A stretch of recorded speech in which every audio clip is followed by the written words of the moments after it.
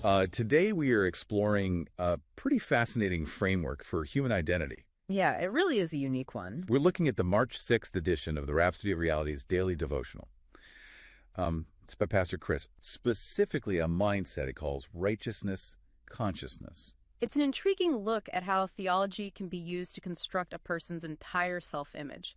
And to get there, the author anchors the whole concept on an interpretation of a major historical moment. Pointing straight to 2 Corinthians 5.21. Right.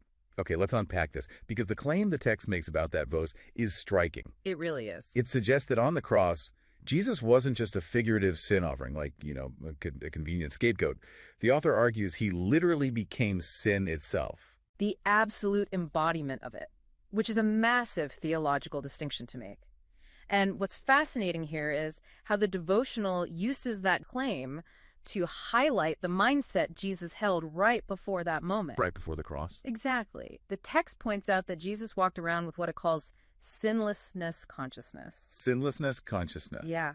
Imagine living your entire life with zero guilt, zero baggage, just an absolute, unwavering awareness that there is no trace of flaw in you. So it wasn't just a legal standing. No, it was an active, lived reality, according to this text. Here's where it gets really interesting for you if you're reading and applying this devotional.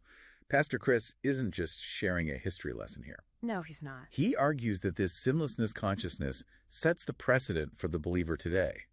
The text states that you must adopt a righteousness consciousness. Right. It claims you aren't just handed a clean slate. You actually become the expression of God's righteousness.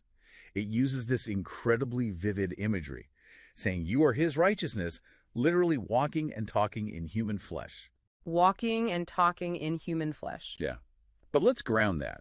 What does that actually look like for someone trying to apply this on a random Tuesday at the office? Well, think about the traditional narratives so many people carry around. The label of the forgiven sinner. Oh, yeah.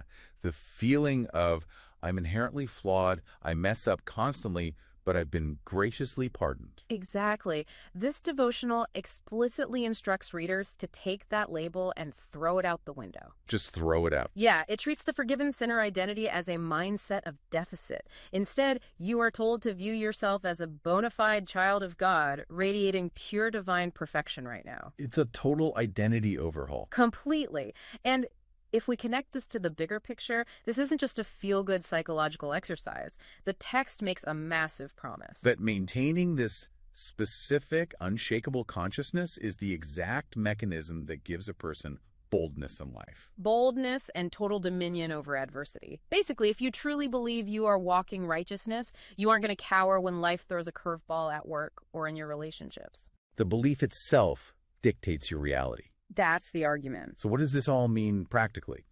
To back up this massive claim, the author brings in a few older scriptures to show the mechanics of how this works. Right, to ground the theology. He points to Isaiah 54.1, focusing on the phrase, "Their righteousness is of me," which establishes that this perfect state isn't something you achieve by trying really hard. It comes directly from a divine source. That's a crucial distinction. And it's the perfect setup for Philippians 3.8 to 9, which the author also highlights. Contrasting two entirely different ways of living. Justification by the law versus justification by faith. Right. Justification by the law is that exhausting performance treadmill, trying to follow every single rule to prove your worth. The author stresses that this new identity is achieved entirely through the faith of Christ. Completely bypassing your own rule following. It's a total rejection of the performance treadmill. You aren't earning the identity, you're just waking up to it. Yeah, it's certainly a bold framework for how to see yourself and navigate the world. It really gives us a clear look at the theology presented in this text. If you want to read the devotional and explore these concepts further for yourself, you can visit www.rhapsodyofrealities.org. Before you go, though, here is an important question to ponder. If, as this devotional suggests, fully adopting a specific consciousness about your identity completely dictates your boldness and your reality, how might the other hidden labels and beliefs you carry be secretly writing the script of your everyday life? Thank you so much for joining us into today's material. We appreciate you being here, and we'll catch you on the next one. We trust you were blessed by this episode. To gain unlimited access to Rhapsody of Realities by Pastor Chris, please download the Rhapsody app using the link myapp.rhapsodyofrealities.org. God bless you.